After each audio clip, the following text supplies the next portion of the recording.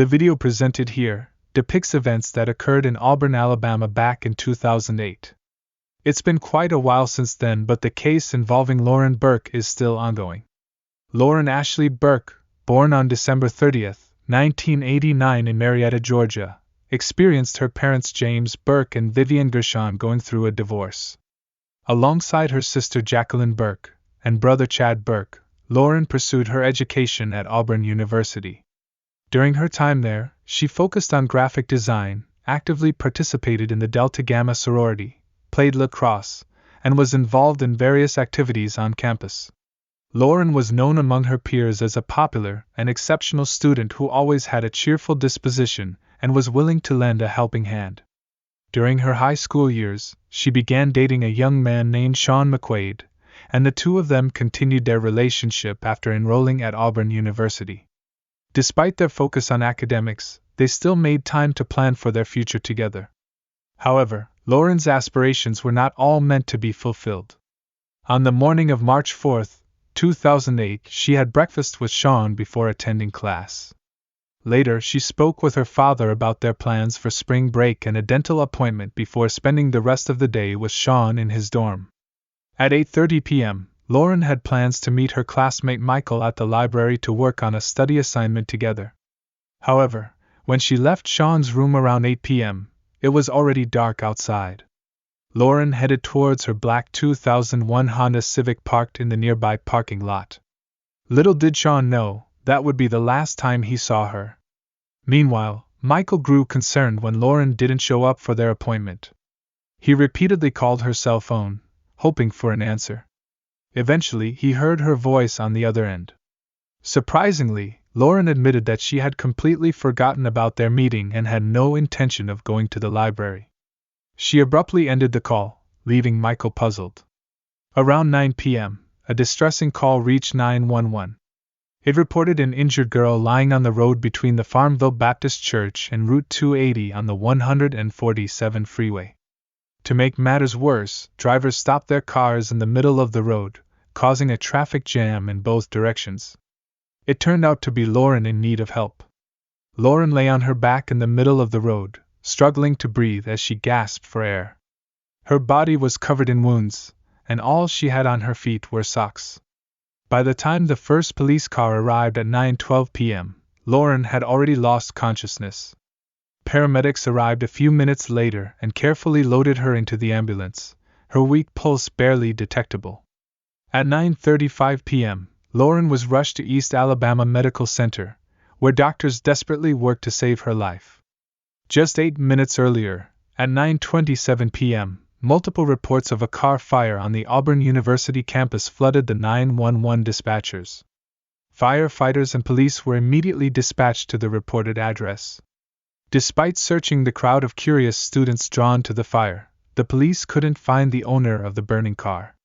They checked the license plates and discovered that the car belonged to James Burke, who happened to be Lauren's father and a resident of Georgia. The police contacted James and informed him about the fire. Worried about his daughter, James asked for more information, but the officers had no answers. They didn't know where Lauren was and assured James that no one was inside the burning vehicle. Filled with anxiety, James immediately began calling his daughter's cell phone, desperately hoping for a response. However, Lauren didn't pick up, intensifying his worry. James reached out to his daughter's friends, but none of them had any knowledge of her whereabouts or the car fire. He then contacted Lauren's mother, Vivian Gershon, hoping she might have some information. Unfortunately, even Lauren's mother was unaware of what had transpired. At 9:40 p.m., Sean received a call from Vivian informing him that Lauren was missing and her car had been burned. Sean immediately reached out to mutual acquaintances of Lauren to inquire if anyone had seen her that evening. He discovered that Lauren had canceled a meeting at the library, claiming she had forgotten about it. However, Sean knew that Lauren had not forgotten about her appointment, as she had planned to go straight to the library after leaving his room 2 hours prior. While Lauren's loved ones searched for her, doctors at East Alabama Medical Center were working to save her life. Unfortunately, despite their best efforts, Lauren passed away due to a single bullet wound that had pierced both of her lungs. Experts determined that the gun had been fired from a close range, just a few inches away from her skin. The police quickly connected the dots between the burned-out car and Lauren's passing, and her father identified her body the next day.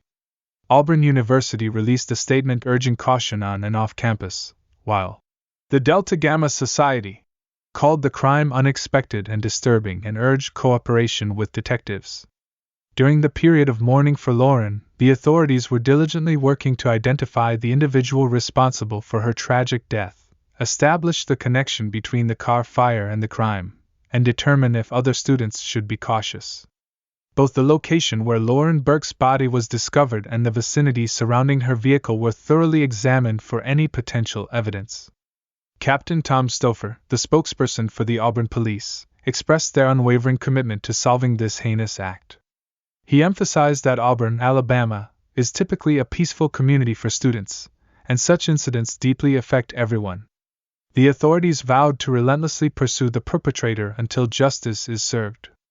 Additionally, Governor Bob Riley of Alabama offered a reward of $10,000 for any information leading to the arrest of the individual involved in Burke's case. The charred remains of Lauren's car were transported to the Auburn Police Department, where investigators from the State Forensic Laboratory and officers from the State Fire Chief's office meticulously examined the burned interior. Among the findings were fragments of burnt clothing, Lauren's melted digital camera, and the car owner's manual. Notably, a .38 caliber bullet was discovered beneath the front seat, suggesting that the interior of the vehicle may have been the crime scene, and the perpetrator had deliberately set it ablaze to eliminate any incriminating evidence. Detectives conducted interviews with Lauren's family, friends, and boyfriend, but none of them could identify anyone who harbored ill intentions towards her or possessed the capability to commit such a crime.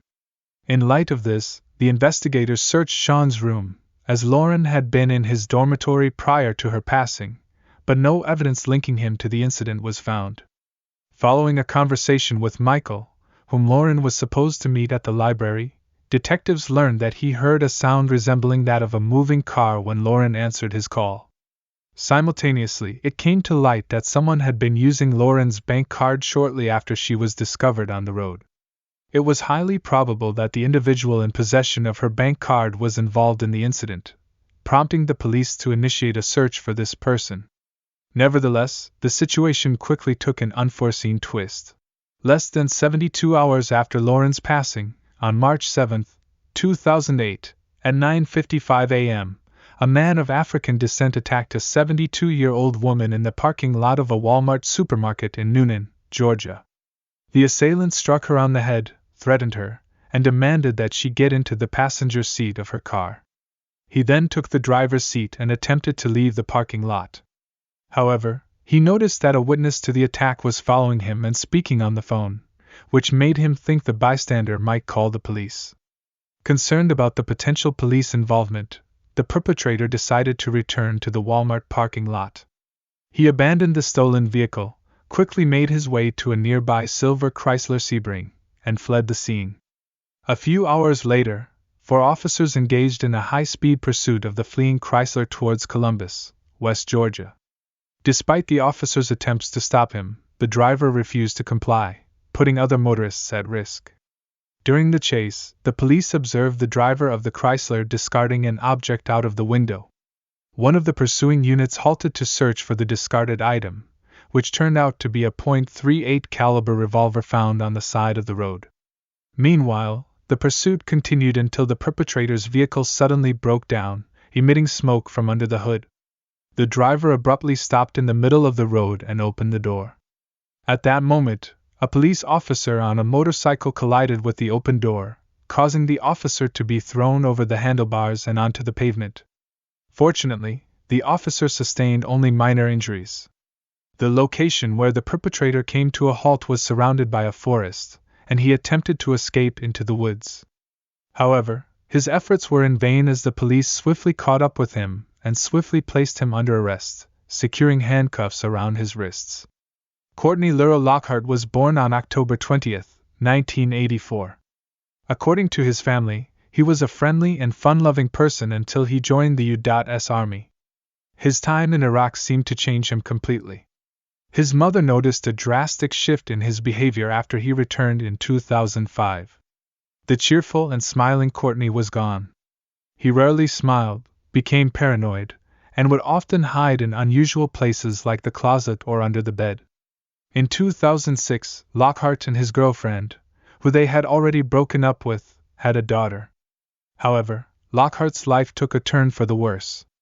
In the same year, he faced a court-martial for assaulting fellow soldiers, using drugs, and deserting his unit without permission.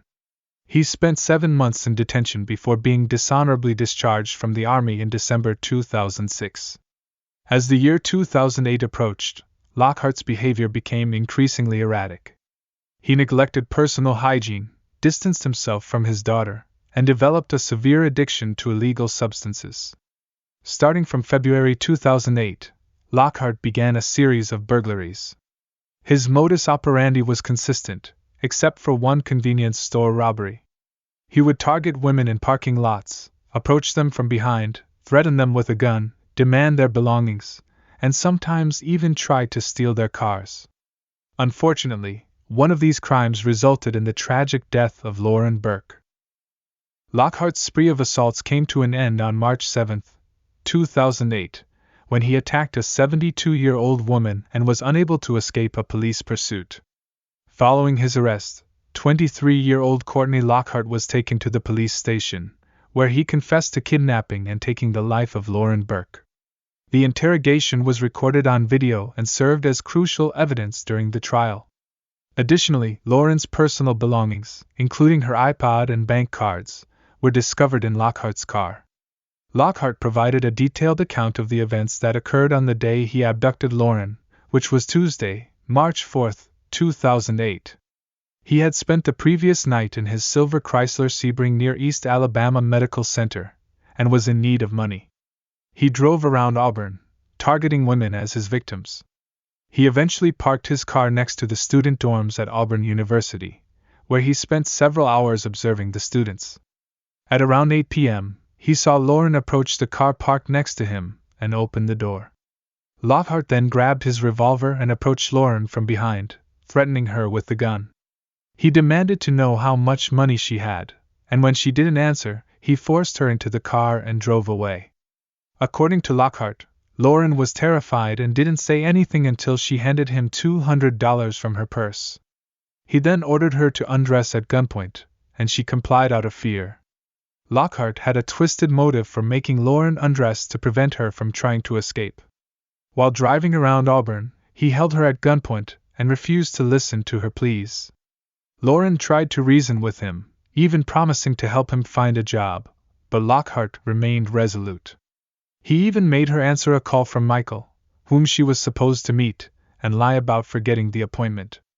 Eventually, as they traveled down Highway 147, Lauren attempted to jump out of the moving car, and Lockhart accidentally shot her in both lungs. He left her body in the road near Farmville Baptist Church, drove back to campus. After reaching there, Courtney grabbed $46, an iPod, and her bank cards from Lauren's car before setting the car on fire to erase any trace of the crime, and speeding away in his Chrysler. He made a stop at a gas station and used Lauren's money to pay for the fuel.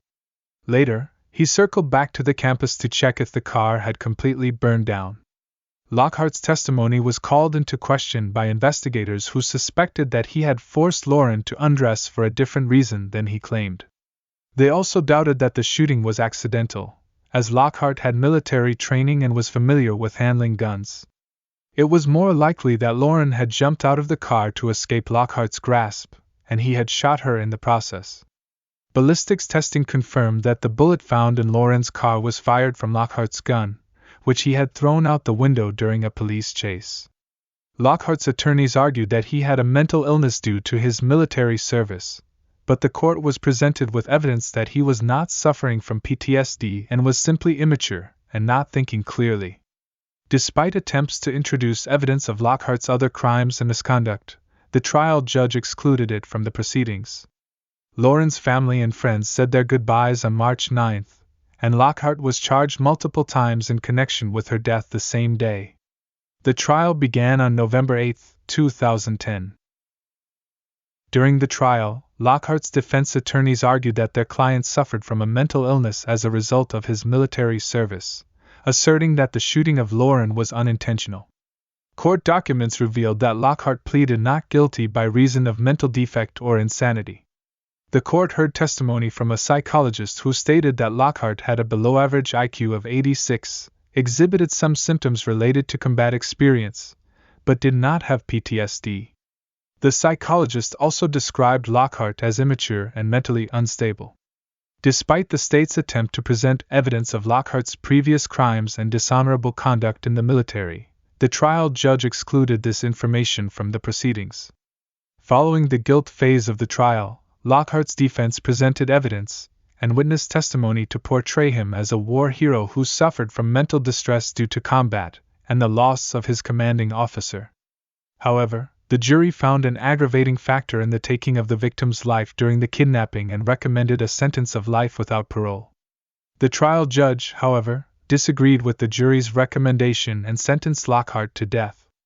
In a detailed 28-page order, the judge explained that the kidnapping was a heinous crime that warranted the death penalty, especially since the victim was taken from a college campus and forced into her own car at gunpoint.